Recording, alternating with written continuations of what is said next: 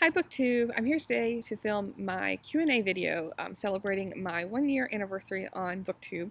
I meant to film it in January, but I never got around to it. And I just want to thank everyone for asking me some questions. I didn't know if anyone, I don't know, was interested. But yeah, thank you for everyone for giving me something to talk about. So the first question is from Winsong Reads, and they say, "Happy anniversary! I love seeing your pets in your videos. How many do you have? What are their names, ages, etc.?" And so then there's another question about living on the East Coast. I have two pets. I have a cat named Winnie, which you often see sitting beside me. She is a black, like medium long-haired cat, and she is 11 years old. Her birthday is October 1st, actually, which is just perfect for a black cat. And I have a dog named Tucker. He is a Dutch Shepherd, and he just turned 12 years old on February 4th. And yeah, I got him from the pound. I got both of them from the pound. And there's a story behind Tucker, because prior to him, I have never owned a dog. I didn't grow up with dogs, and I've always just been around cats. That's just what my family had. But I was with a friend back when I was living in Los Angeles, and I don't know, it was like a recreation thing for her. Would be to go to the local pounds and look at animals, because this is when we were back in college, and neither one of us didn't have any pets because we were college students. But at the time, my apartment allowed pets, and so I went one day with her, and yeah, I like the dogs. They all look cute, but I didn't really feel any like my heartstrings or like were being pulled towards any animal. But I saw Tucker, and he's just a really beautiful dog. He has like red and blonde fur, and he just looked really sweet. And he was just sitting there in the cage, and he had this red tick mark on like the information card. And I didn't really pay attention to anything. I didn't pay attention to that at first, but there was this lady who worked there, and I guess in particular she was working with him along with some of the other dogs, and she came up to me because she saw me looking at him, and she said, just to let you know, if you're interested in this dog, you should get him, because tomorrow they're going to put him down. And so yeah, long story short, that's how I got a dog, and I'm very happy that I did. I wouldn't advise it for college students, but yeah, I saved his life. I know there's a lot of animals that are put down, especially, but in the Los Angeles County area where I was at, there was just so many dogs. Like I said, I went to several of them with my friend, and yeah, I mean, each week you could go in and you could see different dogs each time. Like, hopefully they were adopted, but it was a kill shelter, and so they didn't keep any of them long term. And my dog, Tucker, when I got him, one of the reasons why they were going to put him down is because he'd been there and no one had picked him up.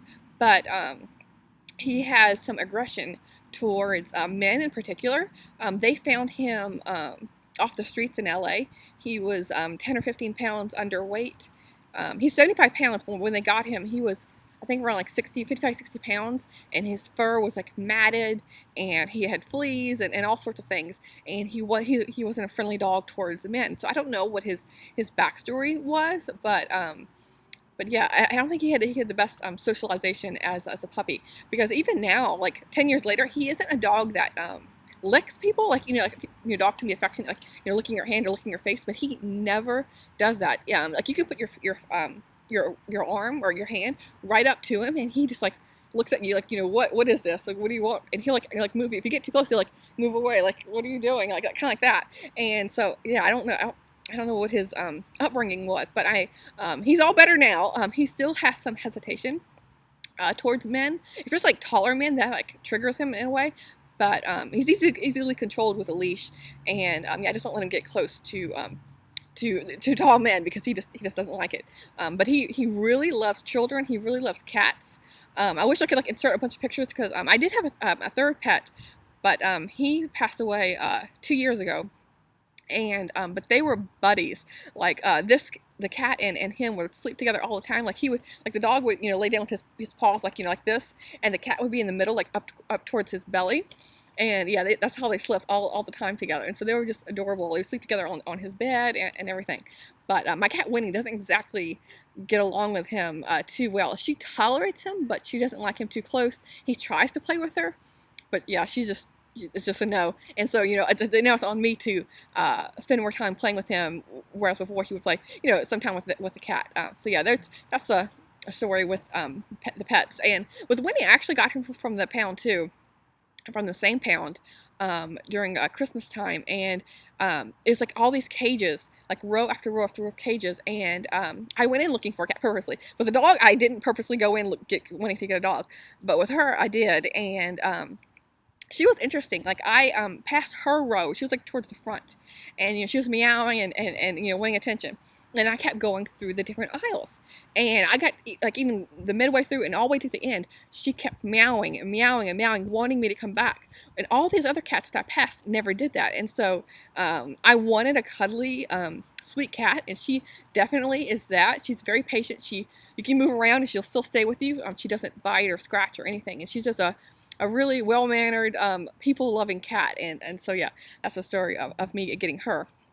And then their other question was, what are some differences in the way of living between the East Coast and the West Coast? Before I was living in California, and now I'm in North Carolina, and I have some experience living in on the East Coast because as a kid I grew up in Virginia, and I bounced back a lot of times because like my mother is living in California, and all my other family's in Virginia. And so like sometimes I would be living with my mother, and then I don't know, she gets sick of us and she put us back in Virginia. And so I living like between Virginia and California, I think I've been I've never even counted, but probably like 5 times going back and forth, like living a year here or 6 months there.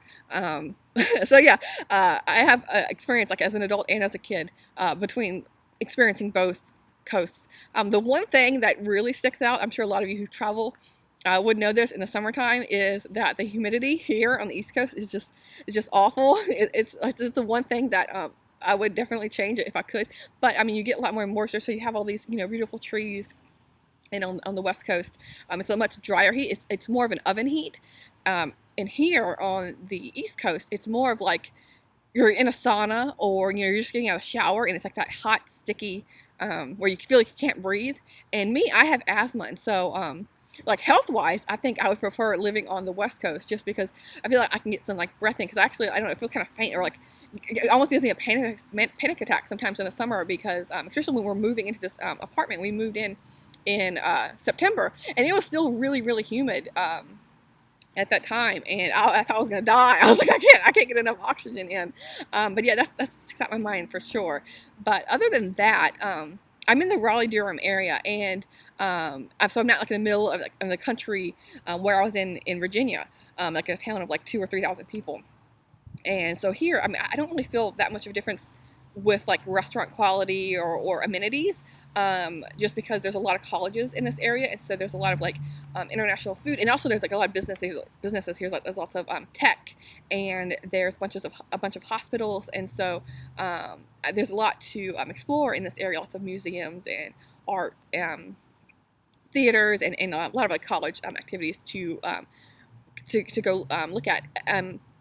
The one difference I can see is at least like I'm in the Durham area, and there's not that many parks. There's like parks with just like the playground, but there's not many like parks with like trails and such.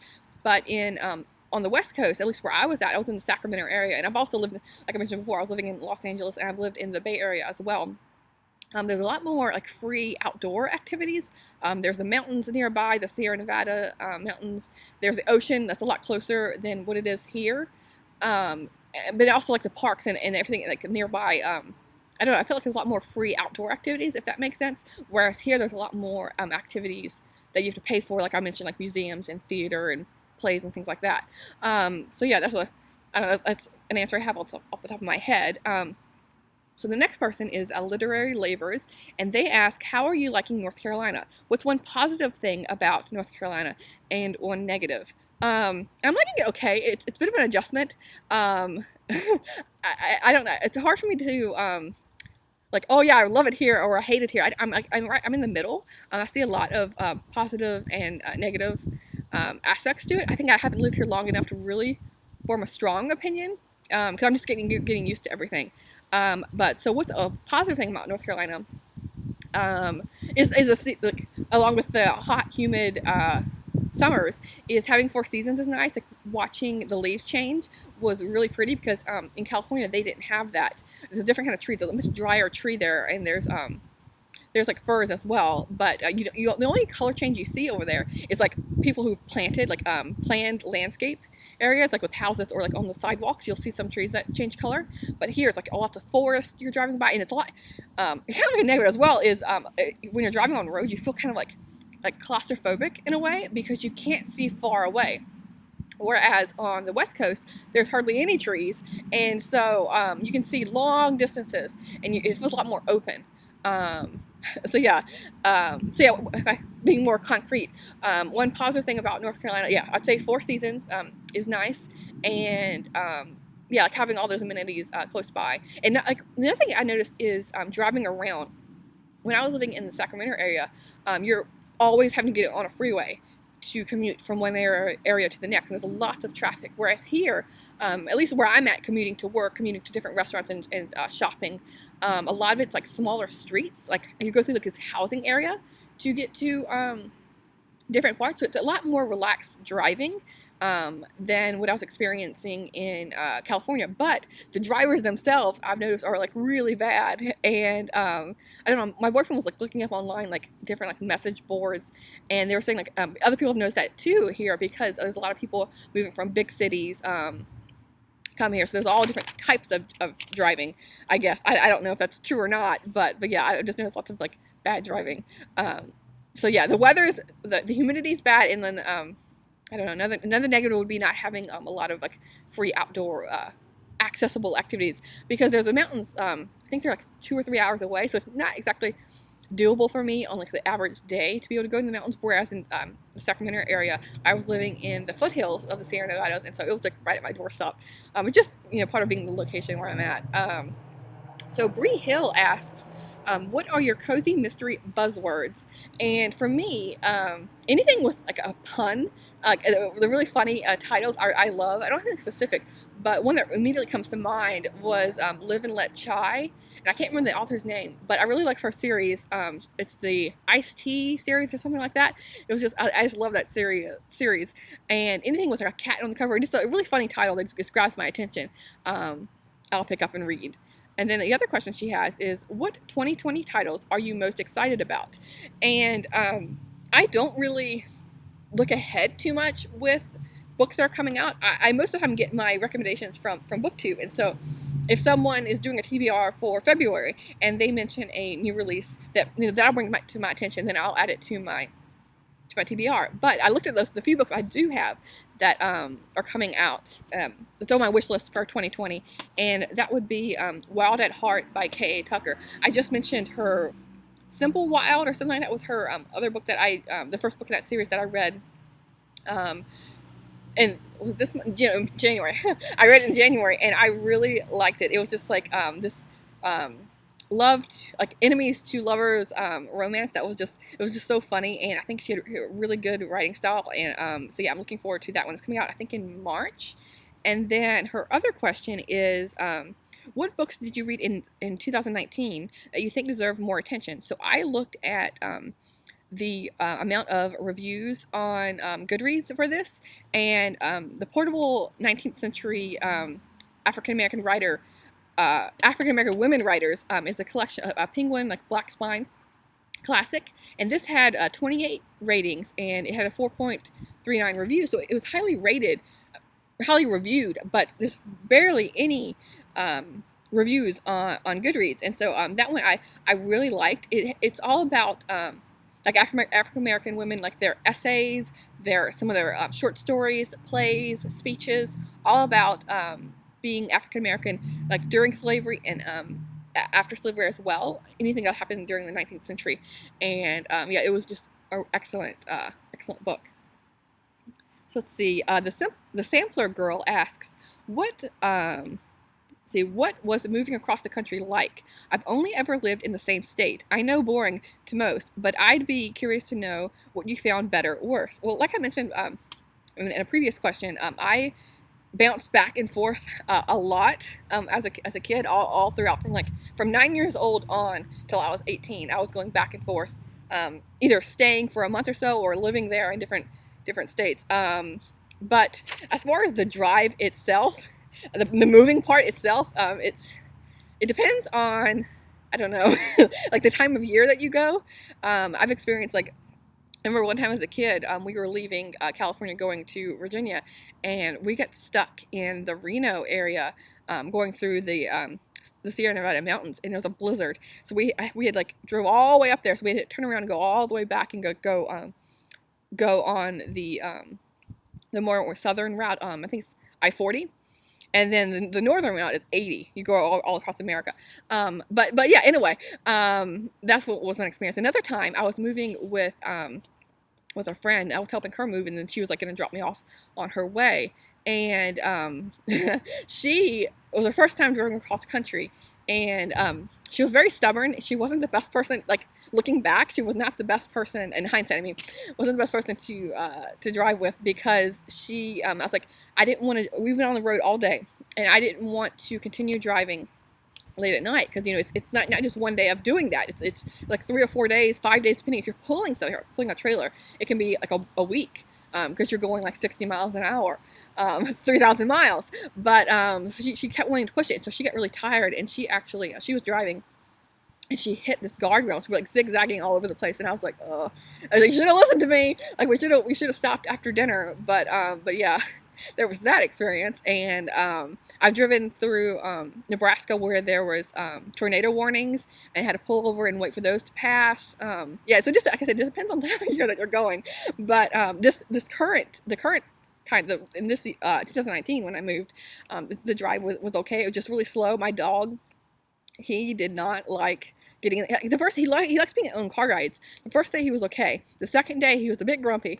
The third day he was like balking, like you were like, you know, taking a pee break, and we're gonna put him back in the car, and he was like, no. He would like stop, and like, you know, you pull on a leash, and he'd be like, you know, like no, like that. And so I'd have to walk him around and like sit him down, and then eventually he'd be okay. So like from that third day on, he needed lots of breaks, which I don't blame him at all. It just, you know, delayed us further with driving, but you know, that's just life. The cat, she was okay. She got used to it. She slept in her little kennel the whole way there. So yeah, that's a little bit of experience of moving across country. But yeah, it's really pretty, and it's interesting to see, like, as you go across, like going from west to east, like you once you get past Wyoming, all of a sudden it's like, I mean, when you enter Nebraska, you go from like these dry, like scrubby bushes to all of this like all this green grass and like fields, and you have the corn, and so, and then you get more trees as you go along, and so yeah, it's interesting to see the landscape change, and that's also when you hit the humidity as well. So we experienced that over the summer. So let's see. The next question is from J.E. Crow. If you could live anywhere in the world, where would you like to move to, even if you only could live there a short while? And I've always wanted to live in Europe, or just like a long vacation would be nice. And I've always been enthralled with like the Netherlands or Sweden would be nice. Somewhere where I hate driving. So what entices me to that area, like Denmark and all that, is not being reliant on cars, like being able to bike everywhere or walk to different shops would just be lovely. I would absolutely love that, even if it would be for a short while. Binky Boberg asks, what are your favorite things to do besides reading? And yeah, I know I read a lot. But other than that, I just love walking my dog out in the nature. I love, like, you know, seeing like the birds and the squirrels and maybe some deer, hopefully no bears. Yeah, I really like being outside. And so yeah, I'm happy to, you know, film today outside with the fresh air and, you know, better lighting than you know, inside in like my dark apartment. See, Angela 405 says, I love that you seem to love nonfiction as much as I do. What's your favorite nonfiction book? Or maybe the top few, if you can't pick just one.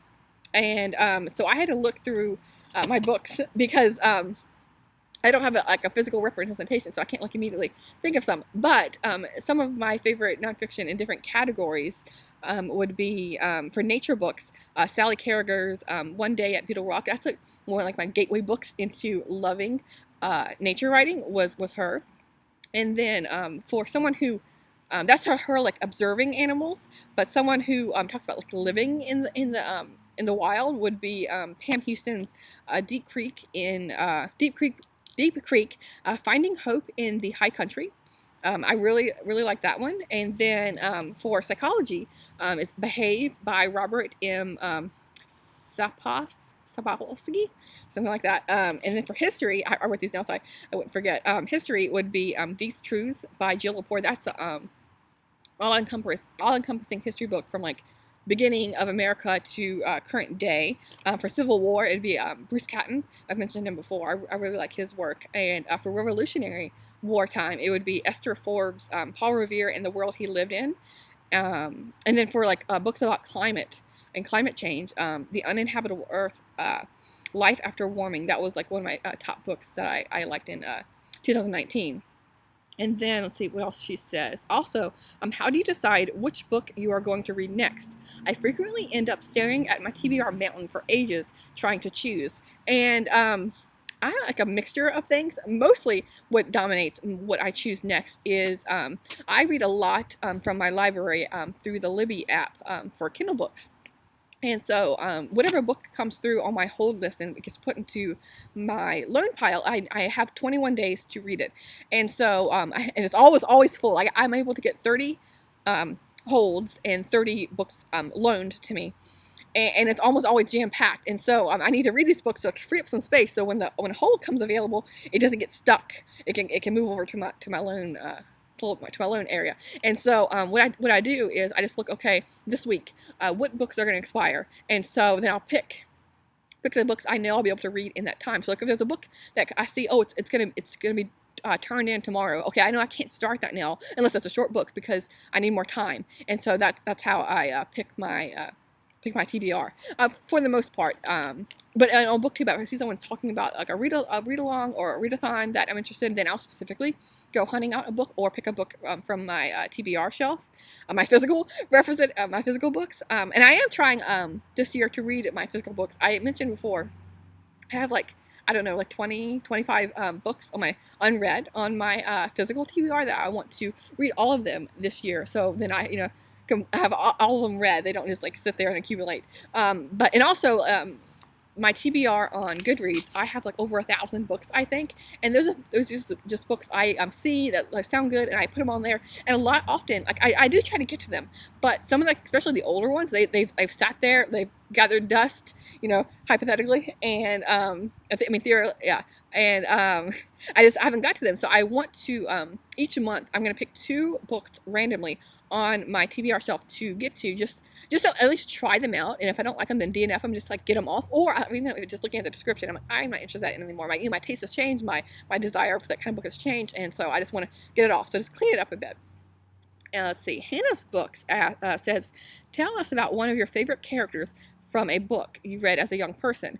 And what immediately comes to mind is the Little House on the Prairie series. I know that by Laura Ingalls Wilder. I know there's a lot of like issues with her work because it's not exactly politically correct in this time. But as a kid, I adored them. I picked them up, I think, when I was in 3rd or 4th grade, and I read them and I reread them until like they fell apart, and I got new copies like from the library, and yeah, I couldn't get enough of it, and I would always try to like reenact some of the scenes. Like I remember there's a scene where they have this like button string that they're giving to Carrie, which is the younger child, and so for Christmas I wanted a string with buttons, a random button, so I could make my own button string. And then when I was living in California, my step grandfather had this little farm, like an acre of land where he grew corn and pumpkins, and so I felt like, okay, I'm like a farmer, I'm like the Ingalls family, growing my own food. And so yeah, I just remember being enamored. And I still really like those, that series.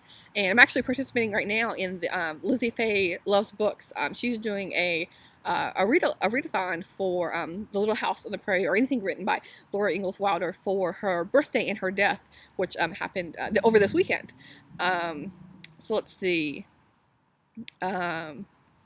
As far as my favorite character, yeah, it would be Laura, Mary. I always wanted to be Laura, but I felt I was more of a Mary, where I was like, I was the good kid. I wanted to do things right and obey orders. And where Laura was a lot more independent and went forward with everything despite getting in trouble.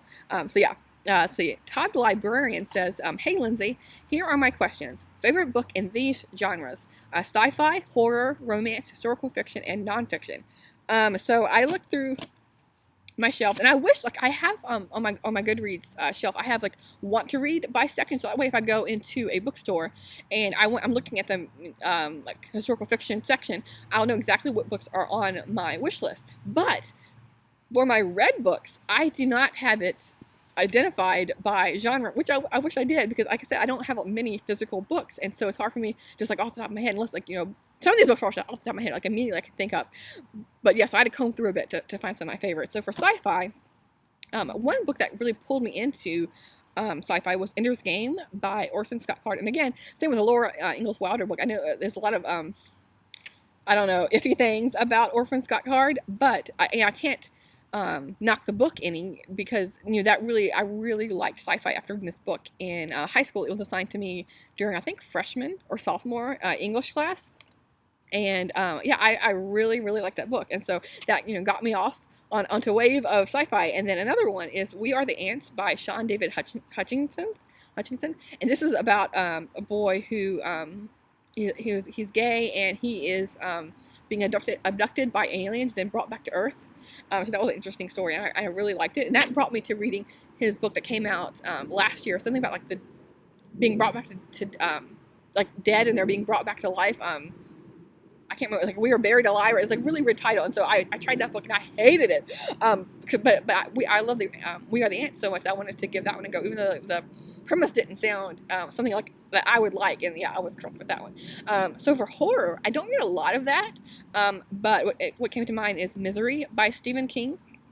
And I used to, when I discovered Stephen King, I read a lot of his work, but I haven't read anything recently. But that one really stuck with me, because whenever I have like nightmares, it's often of someone chasing me, like trying to get me. And so this book really got to me. It spoke to me in a way with nightmares, because I don't want to spoil anything, but there's a scene where the main character is being chased by this evil woman, and yeah, so that's like creeps me out.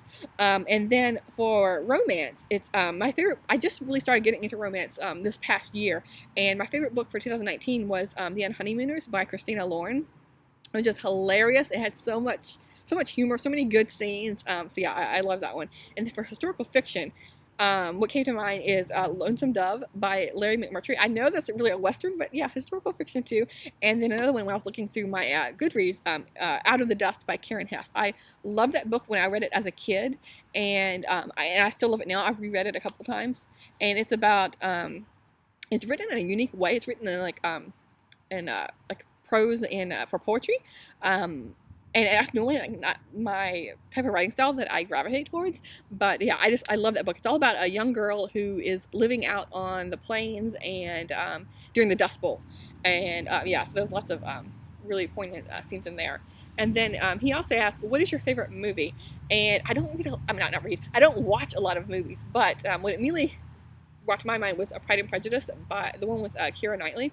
I really like that movie. I could watch that like on loop, and I think that like says what my favorite movie would be. But yeah, I'll watch almost any movie. It's not something I recreationally do a lot. So let's see. Yeah, if you could recommend me some of your favorite movies, then I could, like, you know, broaden my my repertoire with what movies I've watched. Let's see. What is the worst place you've ever visited, and one of the best places you've ever visited? So for worst place, well, the same friend that we would go to the different panels and look at animals, because she wanted to look at the dogs. That one, she grew up in Los Angeles, and one of the first times I met her, she's like, "Oh, let me show you around Los Angeles." I'm like, "Okay, sure." And you know, she knows the area. It's really difficult to drive in Los Angeles, and like I mentioned before, I hate driving. So okay, sure, I'll go on a ride with you. And she got lost, even though she lived in LA. I mean, it's a big place, and we got into Compton, Los Angeles, which is not a place I would ever recommend. I'm sure a lot of you know. You know, it's like crime ridden, and this was at night, and a lot of the lights were shot out, and we just could not wait to get out of it. So yeah, that was probably the worst place I've ever visited. I was terrified.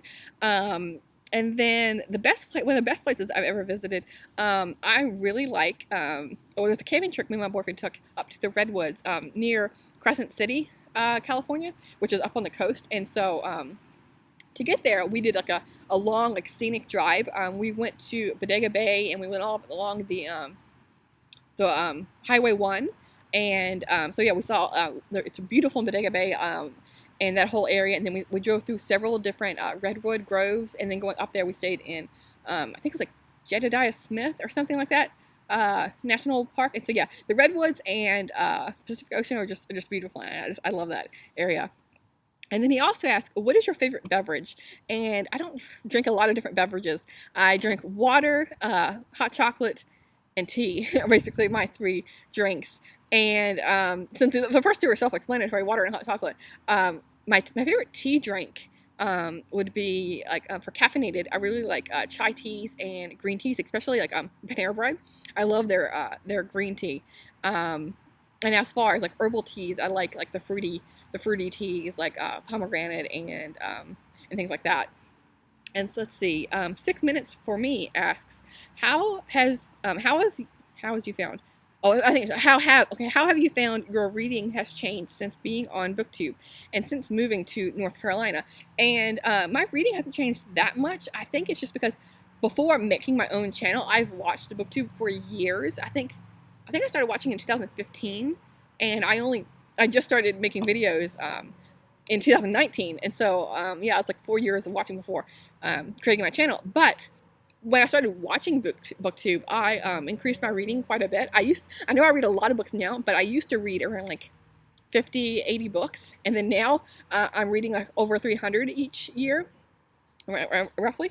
And so BookTube has really opened my eyes to different books, different variety of books, and like new releases and things like that. Because even now, and before BookTube too, I don't really check like the New York Times book review or anything like that, or like to see what's coming out, or things like that. And so I would just go in and look at what I could find at a thrift store or a used bookstore, or what I could find at the library. And so I read a lot of the same kind of books, like a lot of mystery, a lot of historical fiction.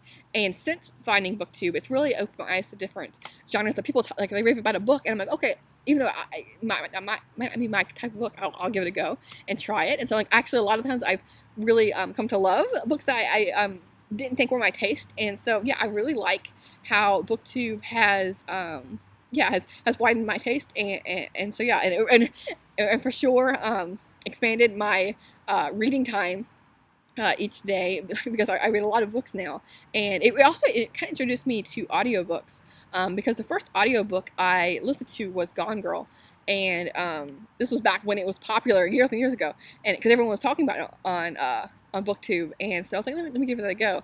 And so since then, also, like, listening to audiobooks has really helped increase my reading, because I walk a lot with my dog, and also at work I'm able to listen to audiobooks. And then since moving to North Carolina, I haven't really noticed a shift unless I'm just reading more. I think because it's really hard to make friends, being an adult and not in college. And so I haven't really found that many friends in this area. And so I've had a little bit more downtime to myself than in California, where I'm going out once or twice a week. And so yeah, it's more time for reading. Let's see. And then Rainy Day Reed says, how did you and your boyfriend meet? And did you learn sign language for him, or did you already know it? And so me and my boyfriend have been together since high school. My high school was a mainstream school, is what it's called. And so that's like any deaf people or hard of hearing people are in the area, in that county, are all bused into this high school. So that way all the interpreters and everything are in one area, instead of like, one interpreter at this school and one at the other. That way they all can make, because there's not a lot of deaf people in each county, depending on the size of the city. So they'll want them all together, so they can make friends and speak the same language. And so a couple of my classes had different deaf people in my class, and so they'd have an interpreter. And I was always fascinated with watching the interpreter, interpret the class. And so he was in a couple of my classes, but the only sign language I knew was what I think a lot of people, if they know anything, would know, like thank you, like A, B, C, Z, like those really the only ones I knew before talking with him, because yeah, I couldn't talk to them in the class. I couldn't talk to any of the deaf people at my school. But this is way back when MySpace was a thing, and same as now, back then, I also don't really know how to use social media, so I made a MySpace account, and I just added anyone from my high school onto I don't know, like as a friend on there, and so he was one of them, and so we just started talking online there, and I've always loved learning, and so I kept asking him, okay, how do you? This is before YouTube too. At least I didn't know about it. This is I don't know when YouTube came to be, but yeah, so there wasn't any videos for me to look on how to learn sign language myself, like, you know, how do you sign like simple things like, you know, dog or cat, you know, things like that. And so I would like message him, and he would describe to me through words how to sign something. And so eventually we would meet. After we kept talking, we would meet at the high school, and we would just like sit at a picnic table and like point at my lunch, like how do you sign the sandwich? How do you sign this drink here? Things like that. And so we just started talking, and I was able to become more and more fluent in the language, and also like meeting with some of his friends at the school as well. I was able to pick up different words, and over time became more and more fluent. So that, that's how we met, and how I learned sign language. Because I know it's kind of a weird story, because I don't know if a lot of people would learn a whole new language to become into a relationship with someone. I don't know how common that is, but yeah, I love learning, so I was always just fascinated with it, and so I wanted to learn it because in high school and middle school I took French and Spanish, and I've never been really much of an auditory learner, and so I had a really hard time like pronouncing the words with that accent to it. But with sign language, it's all like visual, and so that's like my thing. And so yeah, I didn't have. I don't know. I feel like I picked it up. I don't know, easier. I don't know. Also being around them and every day in class and in school, that helped me as well. Like immersing yourself in that culture, which was really cool, and a really cool experience. So thanks to MySpace, I was able to make a lot of friends and get into that culture that I knew nothing about before then. So yeah, these are all the questions that I have. Hopefully, you learned a little bit about me, and I'll have to do another Q&A sometime to celebrate, I don't know, like 1,000 subscribers, or year 2 on BookTube. So yeah, we'll see. Thanks, BookTube. Talk to you soon.